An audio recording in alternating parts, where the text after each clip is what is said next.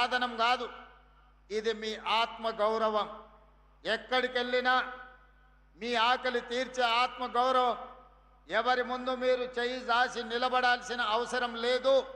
ఈ రాష్ట్ర ప్రభుత్వం ఇందిరమ్మ రాజ్యంలో ఏ పేదవాడు కూడా ఆకలితో నిద్ర పడకూడదు, ఆకలితో పస్తులు ఉండకూడదు అని సంకల్పంతో ఆనాటి నుంచి ఈనాటి వరకు మొట్టమొదటి భారతదేశంలో పేదలకు నిత్యావసర వస్తువులను పంచడానికి రేషన్ షాపులను కనిపెట్టిందే కాంగ్రెస్ పార్టీ.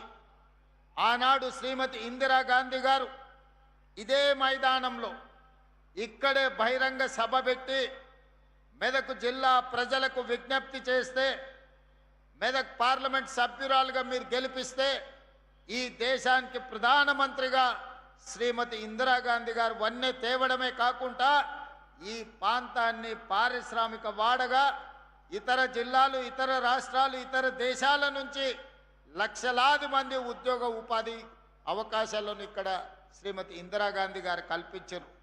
ఆ ఇందిరాగాంధీ గారే కూడు గుడ్డ ఈరోజు ఉండాలి, మీకు పేదలను ఆదుకోవాలని రోటీ కప్డా ఔర్ మకాన్ అనే నినాదంతో పేదల సంక్షేమం కోసం, పేదల ఆత్మ గౌరవం కోసం అహర్నిశలు పరితపించిన గొప్ప నాయకురాలు శ్రీమతి ఇందిరాగాంధీ గారు.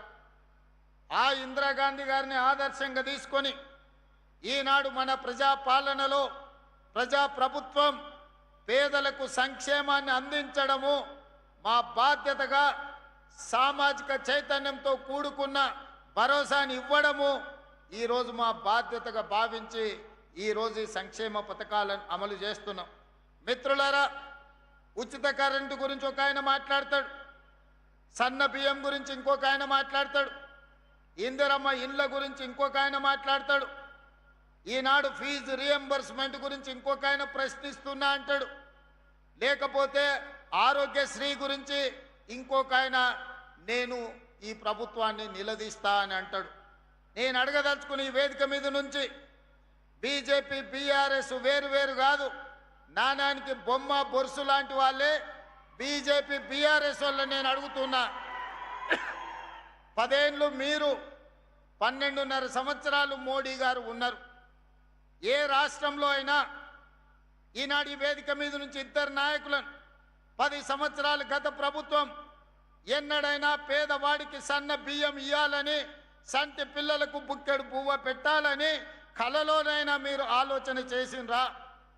ఆనాడు మీరు ఇచ్చిన దొడ్డు బియ్యం